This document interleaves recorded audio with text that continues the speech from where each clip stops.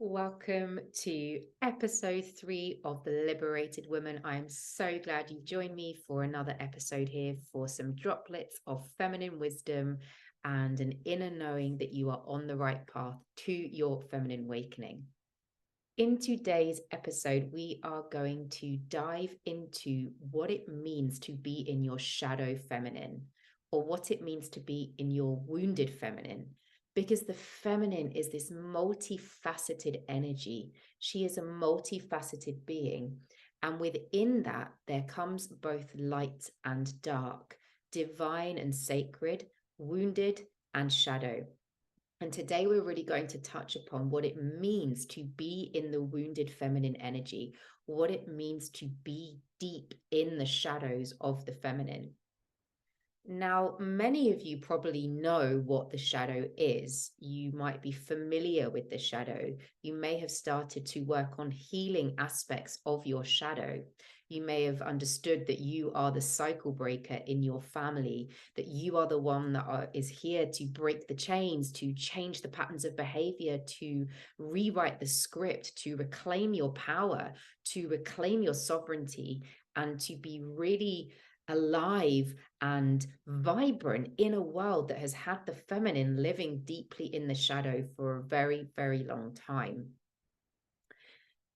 Everyone knows that the feminine fell, as it goes in the story of the Garden of Eden when Eve ate the apple. We know that as a story as old as time, as a metaphor.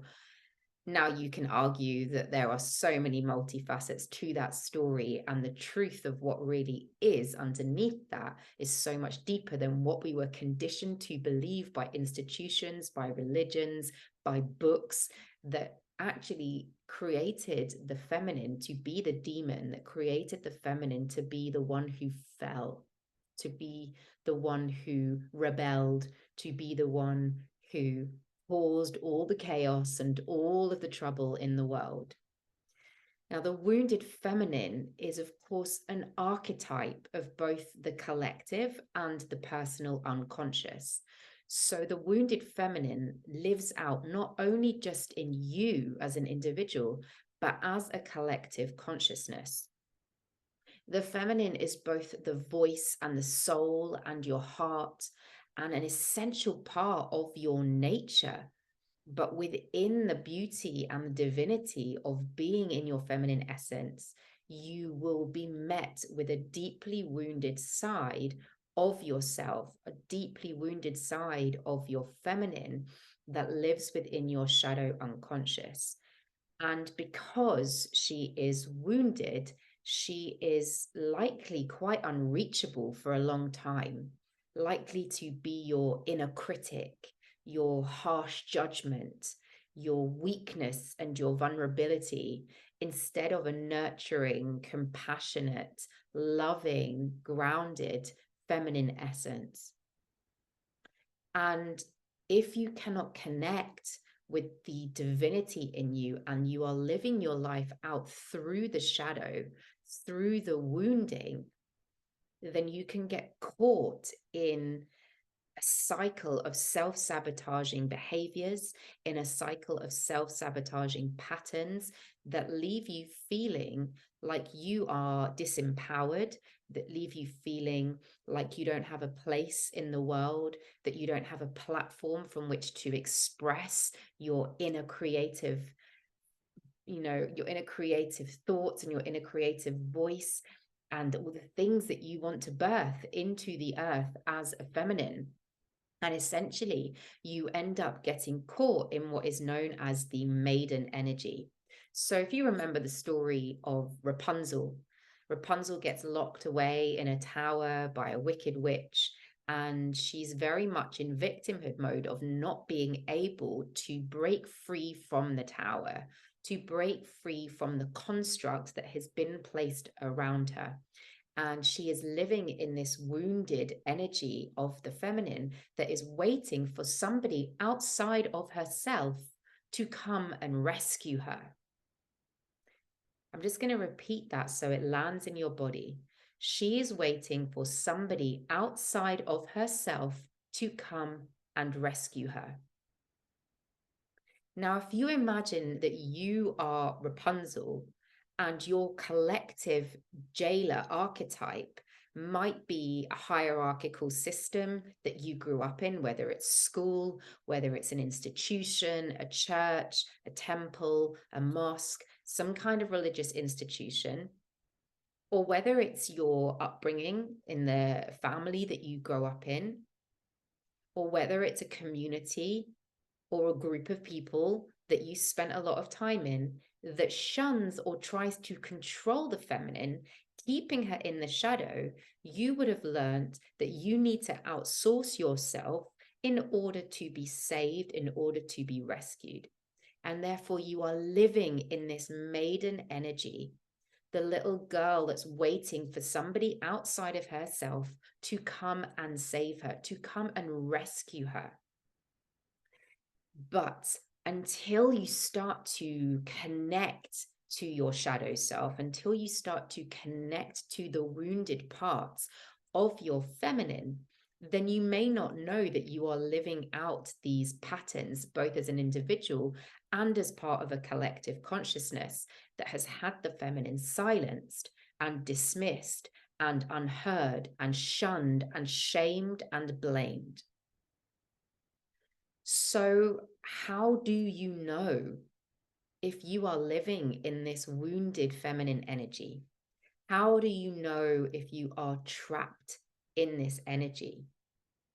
You know, I'm going to come back to this story of Rapunzel locked away in the tower as this symbol of your inner feminine, your inner maiden, wounded feminine, imprisoned by your own inner witch, your own inner critic, your own inner judgment, the part of you that doesn't want to break free from the construct that you've been placed in, that feels safer in the patriarchal conditioning because it's all you've ever known. Or maybe you don't feel ready to grow and expand and evolve into your most liberated self. And when you stay in that space, it keeps your life in the force of the unconscious, in the shadow. And the part of you that you can really rely on to help you heal is to start connecting with your intuition, to connect with your discernment, and to allow that to lead you down the path to take more action into connecting with the feminine that feels more balanced in your energy. Leaving your tower where you might be stuck like Rapunzel, leaving your wounded feminine, your inner maiden energy, means freeing yourself from whoever or whatever force outside of you has oppressed you. Now you can stay in that victimhood and blame the external circumstances. And of course, these stories are valid because you've lived experience of them. But when you start to come into right relation with your inner divine feminine, and you recognize and acknowledge that you've been living from a wounded space, from a maiden energy, from a victim of your own thoughts, beliefs, and living in that tower, you know, you get to decide that you get to free yourself and you don't need to wait there anymore for somebody to come and rescue you. And your trapped feeling of being in that tower can come in so many different forms and guises. You know, you might feel that you are trapped in unhealthy situations. Maybe it's a deep sense of unworthiness. Maybe you stay stuck in a relationship out of fear, or you stay in a job or a career because you think that that is what is expected of you, and someone has always expected that you become a doctor or a lawyer or a teacher or whatever it is that you are doing. And in order to break free from that tower, you first have to recognize what this wounding is and how it lives in you.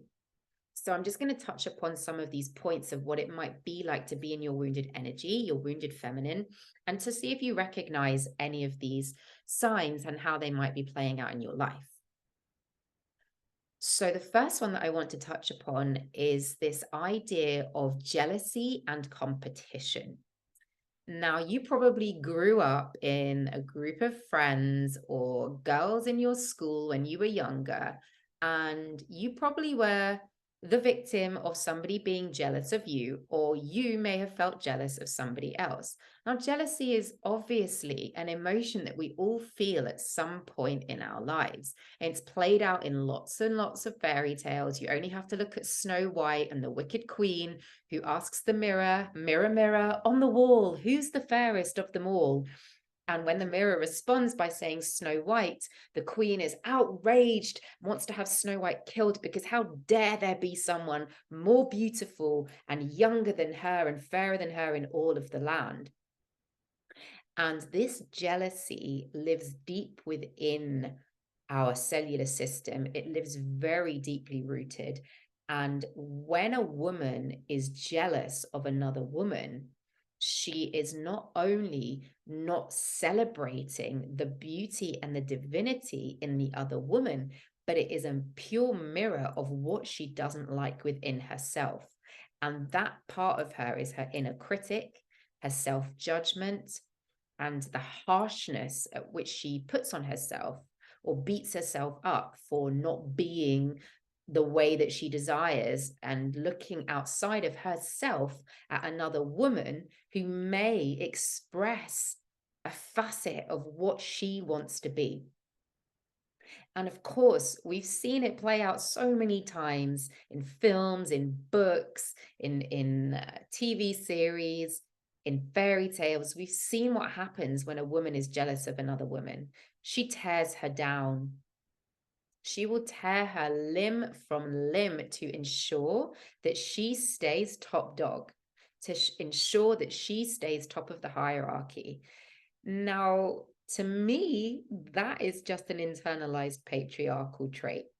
If you feel like you need to have the power over somebody else and to get revenge on them simply because you are jealous of them, then sis, you are playing out the internalized patriarchy that says that somebody has to be above somebody else, or that somebody is better than somebody else, and there ain't no room for two people to be celebrated in their success, in their beauty, in whatever it is that they are doing. And a jealous woman will tear the other one down. I was having a conversation with somebody just the other day, and she said to me that when she was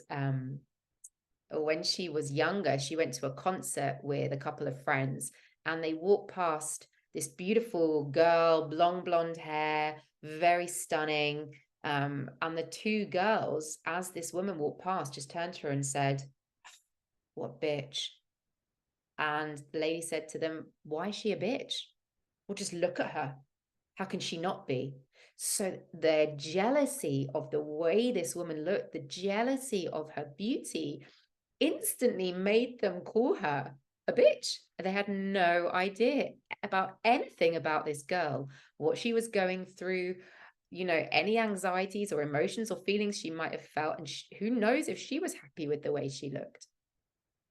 And so jealousy is a real trait of a wounded feminine essence, because it means that you don't feel comfortable within your own skin, that you have to project that onto somebody else who is mirroring back to you something about yourself that you don't like or that you wish you had. The second sign that you might be living out of your wounded feminine is somebody who loves to gossip and put other women down. So you've probably been in a situation like this where you are surrounded by a group of women, or maybe when you were younger, a group of girls who just absolutely loved to spread rumors about other people in the class, in the sports team, in the choir, whatever it was, whatever situation you were in. There were girls who would deliberately start rumors about other girls, gossip, and put them down. Now, once again, women who gossip about other women don't have that level of self-worth about themselves that they have to talk about somebody else, either through jealousy, which leads back to point number one, or through pure meanness, that they feel, once again, that in order to feel validated themselves, they need to put somebody else down and gossip about them and spread rumors about them. Now, we can relate this all the way back to the witch wounds. During the witch trials, there were so many women who were accused of being a witch for their otherness, for their weirdness, for their intuition, for their ability to work with herbs or to work with doulas who were supporting childbirth and labor, that in order to save yourself from being accused of being a witch, you would snitch on a witch. You would snitch on another sister, you would snitch on another woman, and you would start rumors about them and gossip about them so that you would be saved. And that witch wound lives deep, deep, deep within the soma of the feminine essence. And it still plays out even in today's society. Probably in your office, in your work environment, amongst a friendship group, maybe in your family, you always have the gossip, the one who loves to spread those rumors.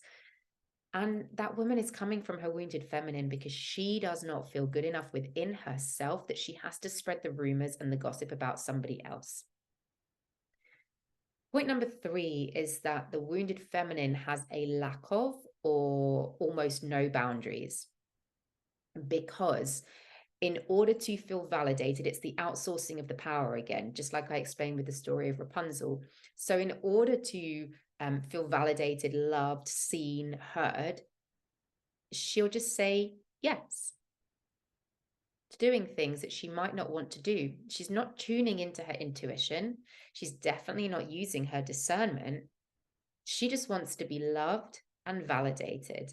And if that means doing things that she doesn't want to do in order to receive that love and that praise and that validation, and then she has a lack of boundaries. And the empowered feminine will be working on her boundaries, will set those boundaries in place, will understand her needs, will tune into her intuition and use her discernment. So if you are someone who's always struggled with boundaries, or you are a people pleaser, you are a good girl, you're somebody who just wants to be loved no matter what, then you might be playing out from your wounded feminine.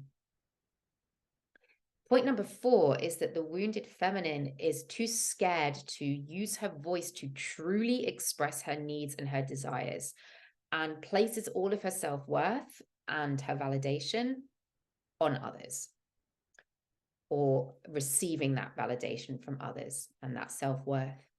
And again, that links back to all of the things I've already spoken about. When a woman doesn't feel secure enough in herself to express her true desires and her true needs, she'll end up talking about somebody else, the gossip, or she'll put somebody else down, the jealousy, or she'll have no boundaries. So she doesn't express what she truly needs or desires because of the lack of boundaries. An empowered woman will always use her voice and reclaim the power that lives within the voice. And again, this wounded feminine essence around not being able to use your voice to express yourself it lives in the collective of women. Again, women have been silenced. The Magdalene was taken out of the Bible and silenced and called a prostitute. Eve was shamed. Women have been shamed and silenced and oppressed for so long that the inability to truly say what it is that you need and you desire with clarity, with conviction, and with confidence is so difficult for so many women.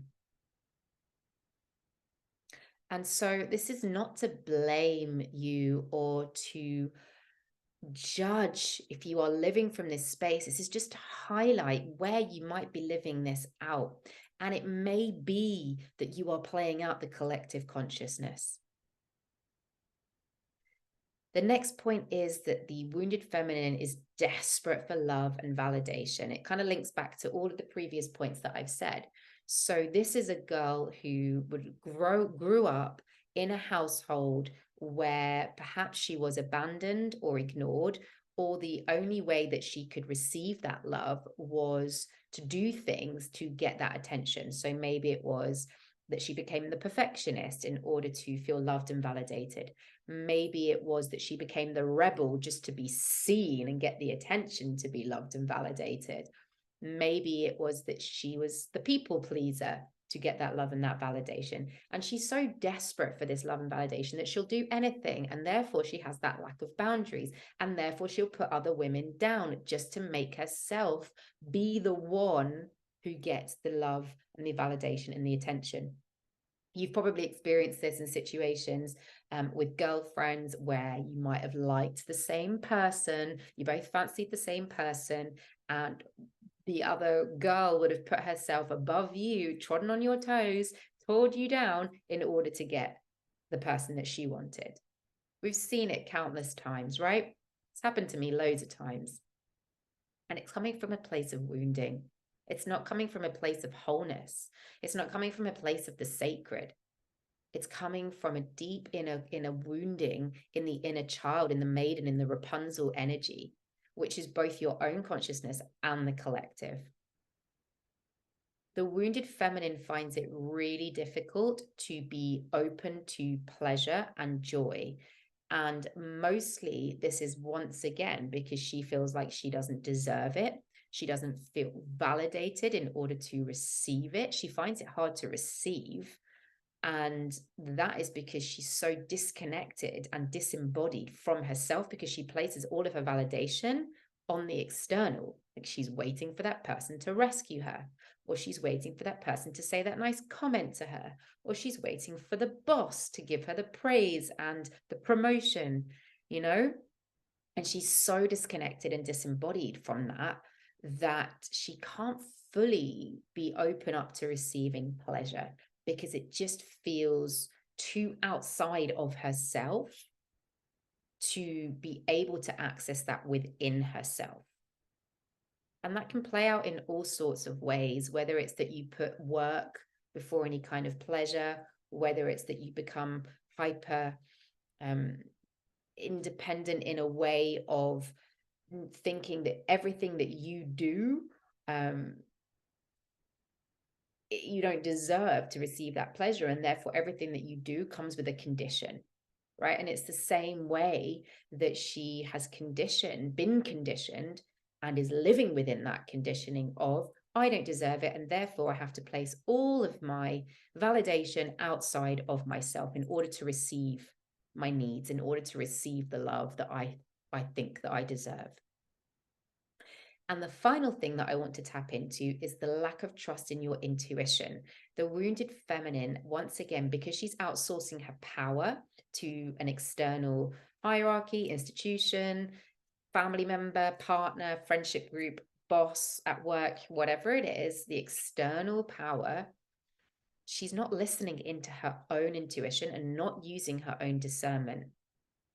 And when you stay trapped in a space where your whole existence is based on something outside of you, you will never feel whole within your essence. So your feminine essence will feel very fractured.